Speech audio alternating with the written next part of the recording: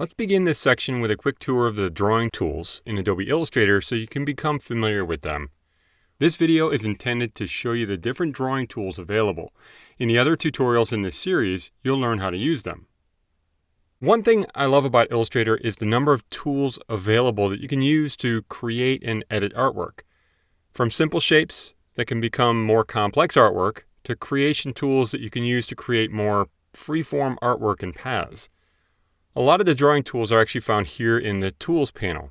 They're all used to create paths in different ways. Paths come in the form of a closed path, like a shape, or an open path, like this line. All paths, closed or open, are actually made up of anchor points, which can control the direction and the shape of the path. And line segments or paths connect those anchor points. To start with, the basic shape tools, found by pressing and holding on the rectangle tool over here in the Tools panel, are used to draw closed paths like the shapes you see here. To create more freeform paths or shapes like this butterfly or maybe this ice cream, that's where the other drawing tools can come into play.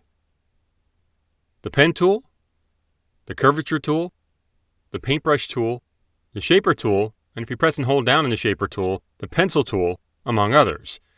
So let's take a quick look at each of these. The shaper tool found here is a great way to draw a freeform shape, sort of like a circle or a rectangle, and Illustrator makes it a shape like you'd draw them with one of the shape tools. Really useful for working in Illustrator on touchscreen devices or for creating and combining shapes in different ways. Now the shaper tool was used to create the ice cream cart you see here.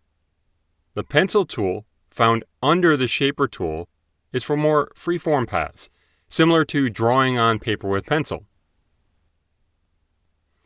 The ice cream up here was drawn with the pencil tool. You can set the tool to work the way you like and even draw straight lines with it. The pencil tool creates anchor points and paths just like all of the other drawing tools. The paintbrush tool found here is similar to the pencil tool because it's used for more freeform paths. The great thing about the paintbrush tool is that you can apply a brush to a path, like a calligraphy brush or texture brush. The paintbrush tool was used to create parts of this flower. The pen tool and curvature tools are similar in that they offer more control over the paths you draw. The curvature tool, found here, is a more intuitive drawing tool that gives you the ability to create paths with a good deal of precision without having to switch tools. Now with the curvature tool, you can focus on creating and editing anchor points. You can add, edit, remove anchor points to control the look of the path. This butterfly wing was created using the curvature tool. The pen tool you see here is the most powerful drawing tool found in Illustrator as well as other Adobe applications. Using the pen tool, you create and edit anchor points to create paths. You can click a few times to create a straight line, or press and drag to create a curved path. You have a lot of control over the path using these lines called direction lines. The creature for this app design was created using the pen tool.